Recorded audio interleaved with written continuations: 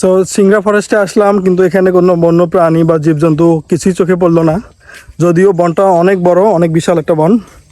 So একটা অজগর যদি এসে নাই ধরে, তাহলে এই বনে ঢুকে আমার কী লাভ হলো, তাই না গাইজ? সো এখন আজকের মতো আমাদের এই সিংড়া ফরেস্ট ঘোরাঘুরি শেষ। খুব ইচ্ছা ছিল এই বনটা দেখার, তো বনটা সত্যি অনেক বড় একটা বন। এর সঠিক আয়তন কত আমি জানি না, এটা গুগল করে নিতে হবে বা তথ্য দেখে বলতে হবে। সো জায়গাটা আসলেই সুন্দর, মানে এখানে আসলে সত্যি অনেক ভালো লাগা কাজ করতেছে আমার। এবং দেখেন কত সুন্দর সুন্দর গাছ।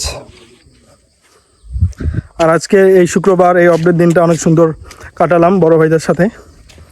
সো ভালো থাকবেন সবাই, এখান থেকে বিদায় নিচ্ছি। আমরা সবাই এখান থেকে আজকের মতো বিদায় নিচ্ছি।